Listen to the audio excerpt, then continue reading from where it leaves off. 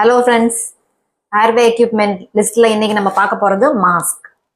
இதை வந்து என்னென்னலாம் சொல்லுவாங்க? மாஸ்க்னு சொல்லுவாங்க, O2 மாஸ்க்னு சொல்லுவாங்க, ஃபேஸ் மாஸ்க்னு சொல்லுவாங்க. இது இல்லாம இன்னும் 2-3 பேர் கூட இருக்கு. இதுக்கு பேர் வந்து அனஸ்தீசியா மாஸ்க்னு சொல்லுவாங்க, ஆம்பு மாஸ்க்னு சொல்லுவாங்க, முக்கியமா அனடாமிக்கல் மாஸ்க்னு சொல்லுவாங்க. ஏன்னா இந்த மாஸ்க் வந்து பிளாட்டா அப்படியே கிடையாது. இது எங்க கவர் பண்ண போகுது? நம்ம மூக்கையும் வாயையும் கவர் பண்ண போகுது. நம்ம அனாட்டமிக் தகுந்த மாதிரி இதை மாடிஃபை பண்ணி நல்ல சீல் கொடுக்க வச்சிருப்பாங்க. அதனால இதுக்கு பேர் அனடாமிக்கல் மாஸ்க். ஸோ இப்போ எந்த மாஸ்க்கை யாருக்கு வைக்கிறதுன்னு எப்படி கண்டுபிடிக்கிறது? இது வந்து மூக்கில் போகிறது, இது வந்து வாய்க்கு போகிறது. ஜஸ்ட் வச்சு பார்த்தீங்கன்னா இது வந்து நோஸை ஃபுல்லாக கவர் பண்ணியிருக்கணும், வாயையும் ஃபுல்லாக கவர் பண்ணியிருக்கணும். எக்ஸ்ட்ராவாக நிறைய இடம் எடுக்கக்கூடாது, மூக்கை அமுக்கவும் கூடாது, கண்ணை ரெண்டையும் அமுக்கக்கூடாது. இது ரெண்டும் இருந்ததுன்னா இதுதான் இவரோட கரெக்டான மாஸ்க் சைஸ். இதை விட சின்னதாக இருந்தால் கண்டிப்பாக பெரிய மாஸ்க்காக எடுத்துக்கணும். ஸோ நான் வந்து இவரோட கரெக்டான சைஸ் மாஸ்க் எடுத்துட்டேன், நோஸையும் மவுத்தையும் கவர் பண்ணிட்டேன். எப்படி ஹோல்ட் பண்ணுறது? ஃபர்ஸ்ட் இந்த 2 ஃபிங்கர்ஸ் இருக்கு இல்லையா, தம் ஃபிங்கரும் தம் ஃபிங்கரும் இண்டெக்ஸ் ஃபிங்கரும், அது ரெண்டும் மாஸ்கை சுற்றி சி ஷேப்பில் ஹோல்ட் பண்ணி இது ரெண்டும் மாஸ்கையும் ஃபேஸையும் அழுத்தணும், டவுன்வர்ட் ப்ரெஷர் கொடுக்கணும். இப்போ இந்த 3 ஃபிங்கர்ஸ் இருக்கு.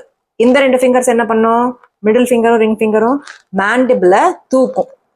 சின் லிஃப்ட் பண்றோம் இல்லையா, ட்ரிபிள் மெனுவர்ல, அந்த மாதிரி இது ரெண்டும் மேண்டிபிளை மட்டும் இப்படி தூக்கும்.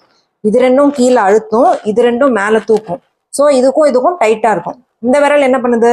இந்த விரல் தான் முக்கியமான வேலையை பண்ண போகுது. அதுதான் ஜா த்ரஸ்ட் கொடுக்க போகுது. ஆங்கிள் ஆஃப் ஜால பிடிச்சி அது ஆங்கிள் லிஃப்ட் பண்ண போகுது. இந்த 2 ஃபிங்கரும் மேண்டிபிளை லிஃப்ட் பண்ணுது, இந்த 2 ப்ரெஷரும் டவுன்வர்ட் ப்ரெஷர் கொடுக்குது. இது 3ம் பண்ணும்போது நல்ல சீல் ஆகி ஏர்வே ஓப்பன் ஆகி வென்டிலேட் பண்ண முடியும். ஸோ இந்த டெக்னிக்கு பேரு ஈசி டெக்னிக். இங்க இ இருக்கு, இங்க சி இருக்கு.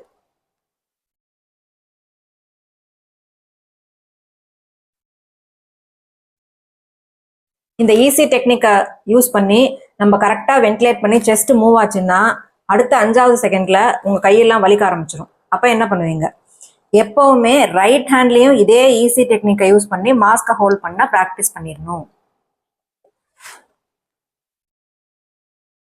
அது பண்ண முடியல அப்படின்னா 2 கையையும் யூஸ் பண்ணியும் பண்ணலாம் இந்த டெக்னிக்கை. இது பண்ணியும் வென்டிலேட் பண்ண முடியல, பேஷண்ட் ரொம்ப டிஃபிகல்ட்டா இருக்காங்க அப்படின்னா டபுள் ஜா த்ரஸ்ட் மெனுவர் பண்ணலாம். 2 கையும் இங்கே வச்சு 2 ஜா கடியிலையும் நம்ம இண்டெக்ஸ் ஃபிங்கரை வச்சு ஜாவை நல்லா லிஃப்ட் பண்ணி இந்த ஃபிங்கரை வச்சு டவுன்வர்ட் ப்ரெஷர் கொடுத்தோம்னா இன்னும் நல்லா சீல் கிடைக்கும்.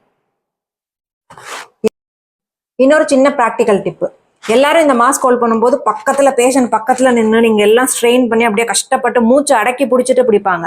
அப்படி பிடிக்க வேண்டியதே இல்லை. நீங்க கொஞ்சம் பின்னால நகர்ந்து நம்ம வெயிட்டை அந்த மாஸ்க்கு கொடுத்தோம்னா ஈஸியா இந்த சின் லிஃப்ட்டும் வரும், இன்னும் நல்லா சீல் ஆகும். நம்ம வெயிட் வந்து அதுக்கு சப்போர்ட் பண்ணும். கையெல்லாம் இன்னும் கொஞ்சம் ஃப்ரீ ஆகும், ரொம்ப நேரம் மாஸ்க் ஹோல்ட் பண்ண முடியும்.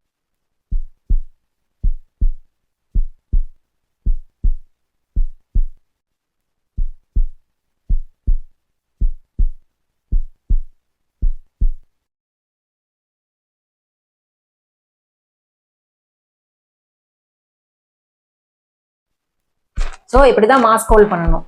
இந்த டெக்னிக் வந்து ஒரே தடவையில பார்த்தோம்னா அப்படியே பண்ணிட முடியாது. திரும்ப திரும்ப இந்த பொசிஷன்ல வச்சு ப்ராக்டிஸ் பண்ணி கை வலிச்சதுன்னா தான் இந்த டெக்னிக்ல நீங்க மாஸ்டர் ஆக முடியும். ஸோ திரும்ப திரும்ப பண்ணுங்க, நிறைய நேரம் பண்ணுங்க, இந்த கையிலையும் அந்த கையிலையும் மாத்தி மாத்தி பண்ணுங்க, எக்ஸ்பர்ட் ஆகுங்க.